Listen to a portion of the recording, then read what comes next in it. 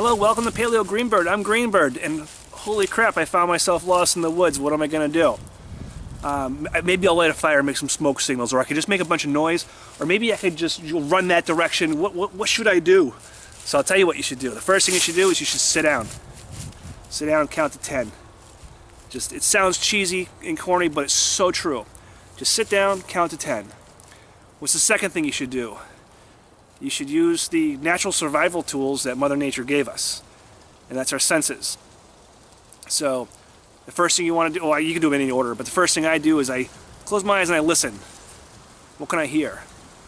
Maybe I can hear a car off in the distance. Maybe I can hear a farm animal off in the distance. Maybe I can hear kids playing, or a factory doing some sort of loud, obnoxious thing. You know, who knows? You could hear anything that you hear is all information to process. So I've done that. Now I'm going to smell. What do I smell? If I smell something like cigarette smoke, then you're really lucky. Or a campfire, or again, the farm animals, or you know, some rotting animal. Maybe you come across a gut pile. You know, there was a hunter there recently. You know, it can change the way you process the rest of the data. You know, whatever it is. Thirdly, you know, you can use your, you know, your sight. Look around. What do you see? Do you see a plume of smoke? You know, do you see trash on the ground? Do you see a trail? You'd be surprised what you don't see in a state of panic. It could be right there in front of you. It could be a beer can 5 feet from you, and you don't even know it's there. It could be a two-track, a trail, a four-wheeler trail or something. And you don't see it because you're panicked. What do I do? How do I get out of this situation? You know, so that's the first part. So hopefully that gives you enough. You know, hopefully with that data, you're able to formulate a plan to extract yourself out of that situation. Now, if that doesn't work, you know, then you can start thinking of other things. Look at your terrain. Again, you know, look for terrain that goes down. You might need to walk around a little bit. Don't get too far away from where you got lost, but you know, walk around a little bit. See if you can start to see something, land going down. 9 out of 10 times it'll take you to some sort of body of water. So I mean, that's good in a lot of ways. I mean, one, if you need the water, it's there. But two, little rivers lead to big rivers. Big rivers either lead to people or they lead to a small road. When small roads lead to big roads always lead to people.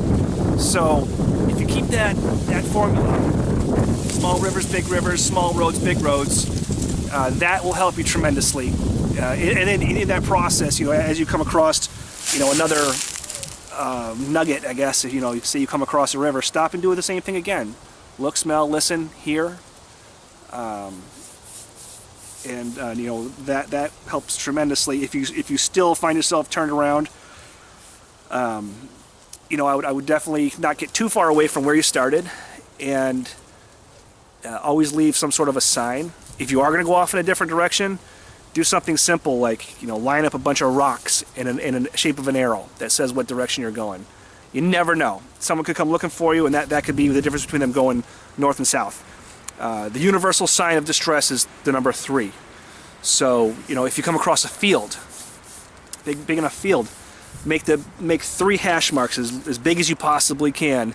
That will draw attention, especially in the event that you've been gone long enough to where you know, somebody is looking for you. Because you never know. Hopefully you're smart enough and you bring your pack with you. I have my pack with me today. It's got my, you know, my basic gear, you know, rope, water, knives, and a few things I won't talk about. But one thing that's always on me, even when my gear isn't, is this right here. Okay, this is my keychain. This is my pocket knife. It's a little cheap little Gerber, but you know what? It's really served me well. On my keychain, I have a ferro rod and I have a multi-tool. Probably the 2 most important things. If I had nothing else but this, with some of the skills that I've been able to learn throughout the, you know, the time I've been interested in this, I could do okay. I could even do okay without rope.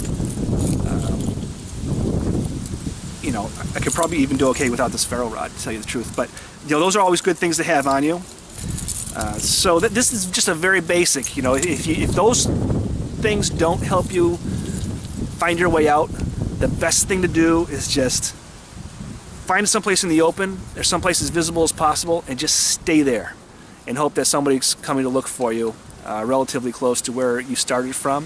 If you found yourself far away from where people think you're going to be, you know, there's all kinds of different reasons. Maybe you saw a deer and you chased a deer through the woods, and you know, it's a fun thing to do if you've never done it.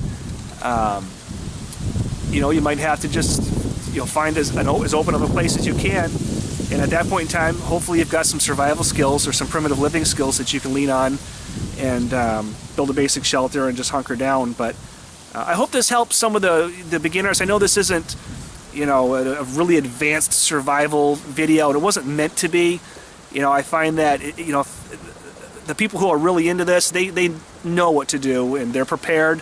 But I hope this helps somebody who maybe isn't, you know, a strong, you know, survivalist or prepper or whatever you want to call them, and you know, allow some basic skills for people who could use them if their time ever comes. So, basic thing: always carry a knife, always carry a ferro rod, always carry a multi-tool. Learn as much as you can so that when the time comes, you don't need a compass, you don't need, you know, all these gadgets, because they'll just make your pack weigh 1,000 pounds.